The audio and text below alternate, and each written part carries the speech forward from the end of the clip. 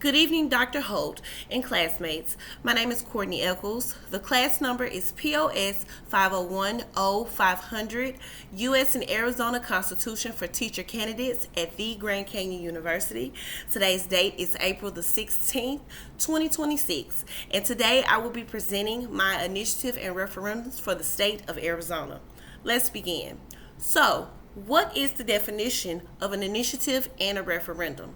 Well, according to the Secretary of State, Adrian Fontes, initiative is the method by which voters may propose new laws or amend existing laws by gathering signatures from registered voters to place issues on the ballot. A referendum is the method by which voters may veto a law or part of a law by gathering signatures from registered voters to place the issue on a ballot.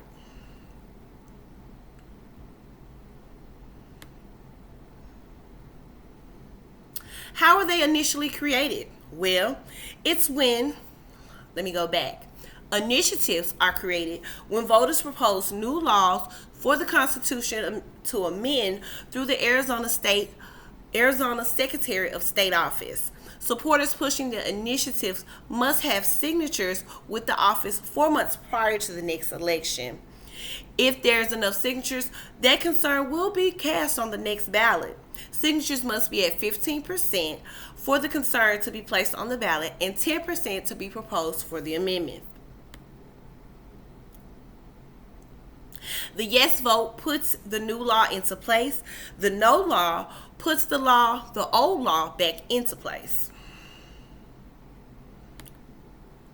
For referendums, an individual or group creates a petition of concerns that potentially can go on the ballot for voters to vote yes or no to. This also means that the old law that was in place can also stay on the ballot as well.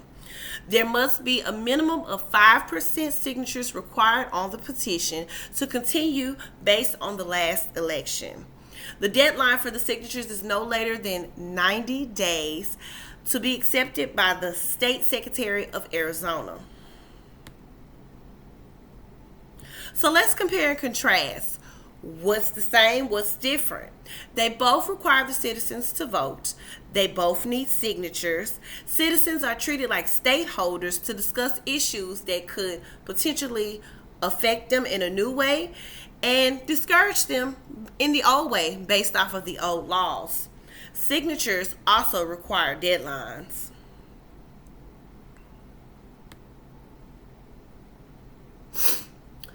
What are the pros and cons of initiatives and referendums? Well, for the initiatives, the citizens can propose new laws.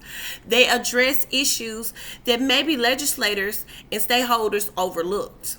They also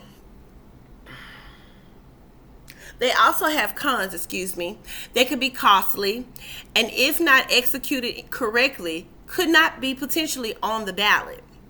It also may be looked at as favoritism through certain groups that won't affect other groups in that community's vote.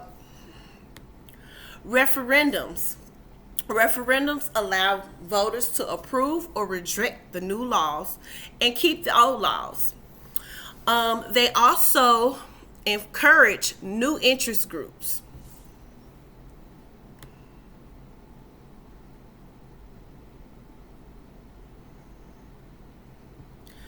How can both the initiative and the referendum direct the democracy in the state of Arizona? The voices are heard from the voters. The petition is put out there, laid out in fine print. The voters get a chance to hear from the supporters about what is affecting their community. They get a chance to vote. They also get to come to a compromise in if the old vote stays, what can be a compromise to help those initiate the old law versus the new law.